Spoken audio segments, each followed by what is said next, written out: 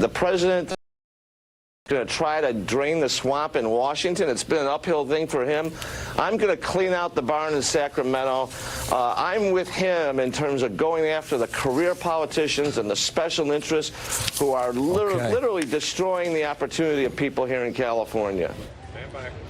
That was John Cox on Fox News. It sounds like he's on the Trump train. The Republican candidate for governor here in California is taking the president's endorsement and he is running with it, even offering his twist on it this morning on draining the swamp. The president says last night the Trump impact was really big, much bigger than ever thought possible. So much for the big blue wave, it may be a big red wave. Bob Shrum is a Democratic strategist and director of USC's Institute of Politics.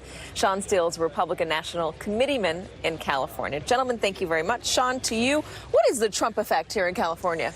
The Trump effect a year ago was not very good, but things have changed. First of all, there was a good division among Republicans that didn't like Trump a whole lot. Originally, I was not comfortable at all with him, but he's been a very effective president, and his numbers in Orange County. Now, I can't speak for Los Angeles, which is now a third world kind of poverty-stricken area, but in Orange County, I could tell you, sadly it is.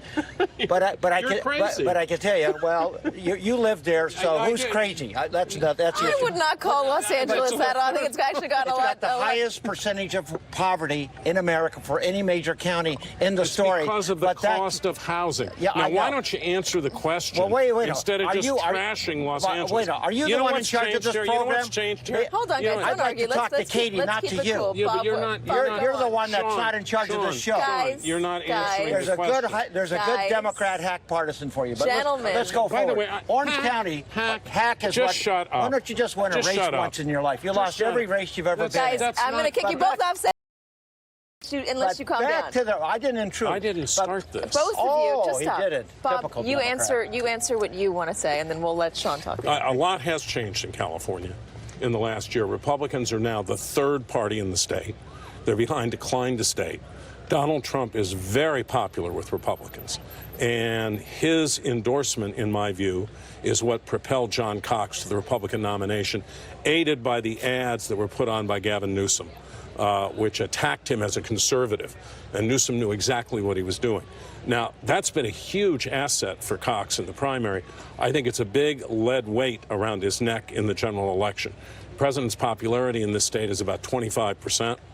He's very unpopular among independents, and he's disdained by Democrats. Disdain, that's true. I mean, California is seen as the hub of the resistance among Democrats. So what, Sean, is animating Republicans in California? You say he's doing a good job. What specifically do Republicans like the president's done? In Orange County, in order for the House to be taken over by the Democrats, they have to pick up seats in California. 4 of those seats at risk are in Orange County. Republicans instead have 3 women running, and the Democrats have 4 guys running for those seats. The Republicans have a large number of Asian women that have succeeded and moved up. But my question was, what has Trump done that's animating Republicans? But let me tell you this. Trump has consolidated the Republican Party in Orange County, which is the majority party in Orange County, having that type of unity. Plus, on the sanctuary cities where you're allowing prisoners that ought to be deported to go back into the poor communities and raise terror. In Orange County, city after city, a majority of them have endorsed it, including the Board of Supervisors, which is a majority Asian. 2 of them are immigrants, and they support actions against the sanctuary state.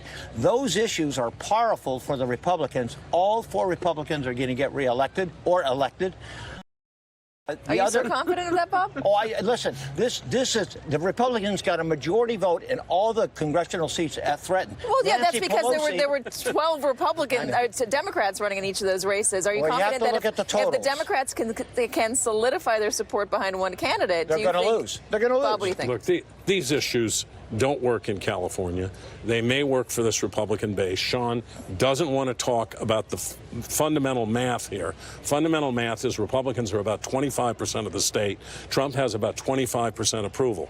And when you put that math together, it's almost impossible to see how Cox could win.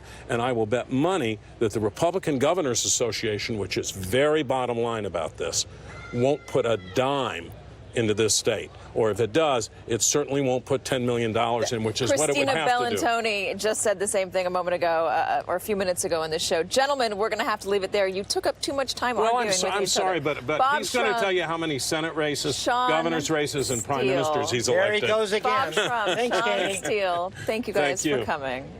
And an issue that will be on the minds of voters and candidates here in California as we count down to Election Day is immigration.